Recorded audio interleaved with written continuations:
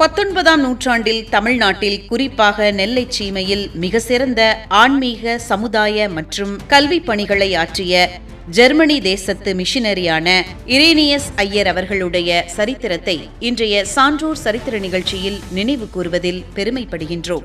Irenaeus Iyer அவர்கள் 1790ஆம் ஆண்டு November மாதம் 5ஆம் தேதி பிறந்துள்ளார். 1838ஆம் ஆண்டு ஜூன் மாதம் 5ஆம் தேதி இயற்கை எய்தியுள்ளார். இவர் திருநெல்வேலியின் அப்போஸ்தலன் என்று அன்போடு அழைக்கப்படுகிறார். வீரமா முனிவர், ஜி.யு. போப், கால்டுவெல் போன்ற ஆரம்பகால ஐரோப்பிய தமிழறிஞர்கள் வரிசையில் இவரும் மிக முக்கியமானவராக கருதப்படுகிறார். சர்ச் மிஷன் சங்கம் மூலமாக தூதுவராக தேர்வு செய்யப்பட்டு 1814இல் இந்தியா வந்தார். முதலில் சென்னையில் 5 ஆண்டுகள் பணியாற்றிய பின் பாளையங்கோட்டைக்கு மாற்றப்பட்டார். திருநெல்வேலியில் திருப்பார்கடல்நாதன் கவிராயர் என்ற தமிழறிஞரிடம் நன்னூல் உள்ளிட்ட தமிழ் இலக்கணங்களை மரபு வழியில் கற்றுத் தேர்ந்தார்.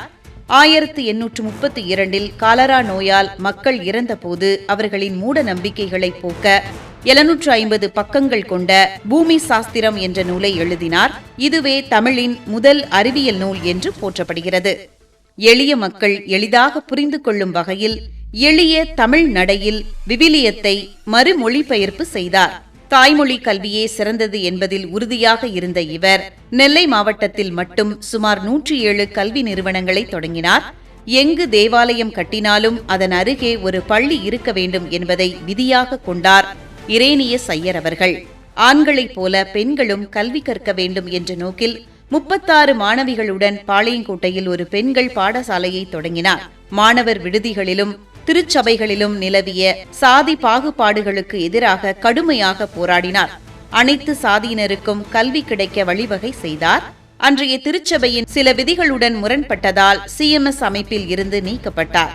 எனினும் தொடர்ந்து நெல்லையிலேயே தங்கி யாத்ரீகர் சங்கம் அமைத்து தனது பணிகளை தொடர்ந்தார். தென்னகத்தின் ஆக்ஸ்போர்ட் என்று பாளையங்கோட்டையை அழைப்பதற்கு காரணமாக இருந்தவரும் இவரே ஆவார். ஜெர்மனி தேசத்து மிஷனரியான இரேனியஸ் ஐயர் அவர்களுடைய சரித்திரத்தை இன்றைய சான்றோர் சரித்திர நிகழ்ச்சியில் அறிந்து கொண்டதில் மிக்க மகிழ்ச்சி அடைகின்றோம்.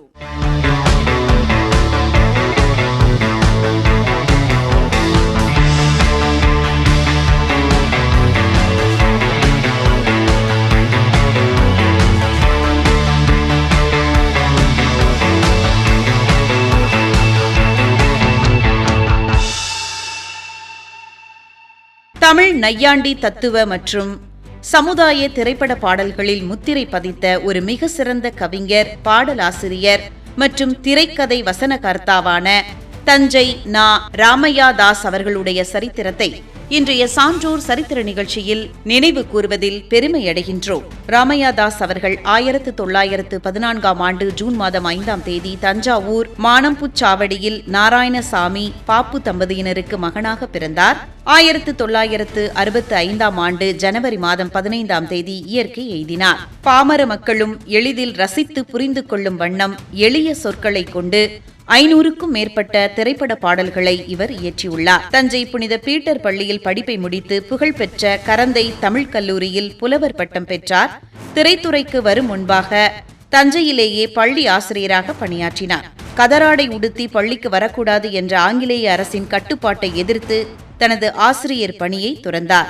நாடகத் தந்தை தவத்திரு சங்கரதாஸ் சுவாமிகளை தனது மானசீக குருவாக கொண்டு நாடகங்களுக்கு கதை, வசனம், பாடல்கள் எழுத தொடங்கினார். ஜெயலட்சுமி காணசபா என்ற சொந்த நாடக குழுவையும் நடத்தினார். 1950இல் இவரது நாடகமான மச்சரேகை திரைப்படமாக உருவானதன் மூலம் சினிமாவுக்குள் நுழைந்தார்.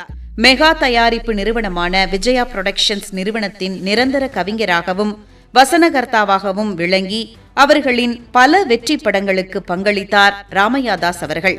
எத்தனை காலம்தான் ஏமாற்றுவார் இந்த நாட்டிலே என்ற பாடல், கல்யாண சமையல் சாதம் காய்கறிகளும் பிரமாதம் என்ற பாடல், பிருந்தாவனமும் நந்தகுமாரனும் யாவருக்கும் பொது செல்வமன்றோ என்ற பாடலும், மயக்கும் மாலை பொழுதே நீ போப்போ என்ற பாடலும், வாங்க மச்சான் வாங்க வந்த வழிய பார்த்து போங்க என்ற பாடலும், அழைக்காதே நினைக்காதே அவைதனிலே என்னை நீ ராஜா ஆகிய பாடல்கள் திரையிசை திலகம் கே.வி. மகாதேவன், விஸ்வநாதன், ராமமூர்த்தி போன்ற ஆளுமைகளின் இசையில் இவர் எழுதிய முக்கிய பாடல்களாகும்.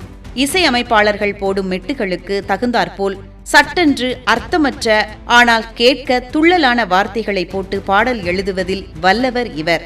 இதனால் இவரை எக்ஸ்பிரஸ் கவிஞர் என்றும் அழைப்பதுண்டு. அமர்தீபம் படத்தில் வரும் ஜாலிலோ ஜிம்கானா டோலிலோ கும்கானா என்ற பாடல் இதற்கு மிக சிறந்த உதாரணமாகும். எம்ஜிஆரை வைத்து வலிதாங்கி போன்ற சில திரைப்படங்களையும் இவர் தயாரித்துள்ளார். இவரது அரிய படைப்புகளை தமிழ் நெஞ்சங்கள் போற்றும் வகையில் தமிழக அரசு இவரது நூல்களை நாட்டுடைமையாக்கி பெருமைப்படுத்தியுள்ளது.